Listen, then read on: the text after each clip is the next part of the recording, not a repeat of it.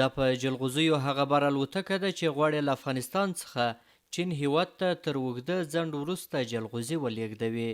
د افغانستان سرپرست حکومت چارواکو د دې هیواد او چین ترمنځ د هوایي دهلیز د بیا پرانیستلو په جوړو شویو مراسمو کې وویل چې تر 10 میاشتني ځنډ وروسته چین هیواد ته د افغان جلغوزیو د صادراتو لړۍ بیا پیل شوه.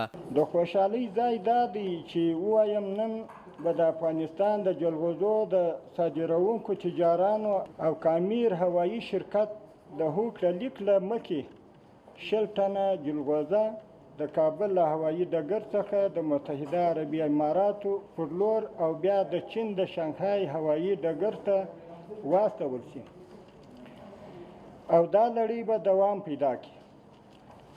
د افغانستان اسلامي امارات هڅه کوي چې د افغانستان هوایي دهلیزونو ته وسعت ورکړي.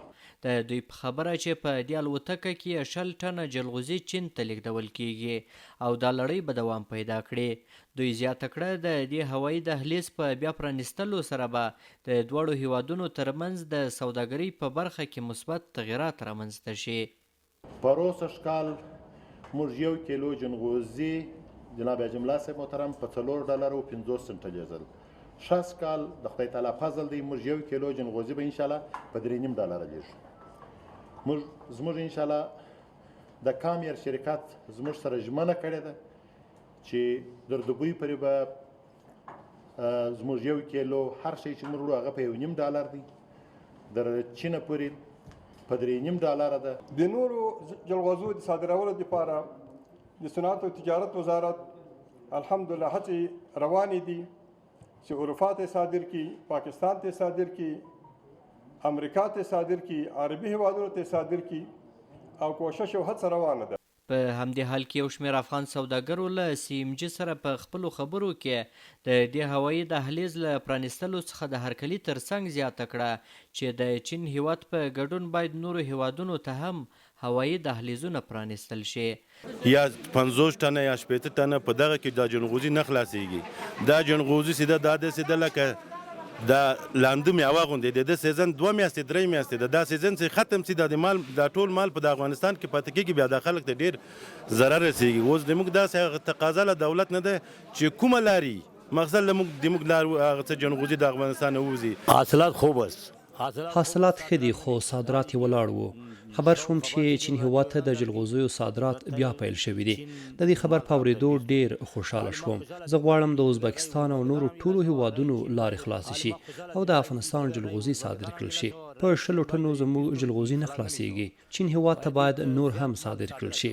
سوداګر دغه راز زیاتوي چې افغان جلغوزیو سږ کال ښه حاصلات ورکړي دي نو باید چین ته دا لړۍ دوام پیدا کړي او په زیاته اندازه جلغوزي صادر کړل شي تر څو افغان سوداګر له زیانونو څخه وژغورل شي او څه نه څه ګټه ترلاسه کړای شي. خوشبین ما زیاتر هستیم به خاطر از اینکه خوښ ورته په دې یو چې د افغانستان وچه میوه زیاته ده او جلغوزي هم ماشاءالله زیات دي. نو که ووایم په افغانستان کې جلغوزي 1 ټن هم نه مصرفیږي، باید بهرنیو هیوادونو ته صادر کړل شي.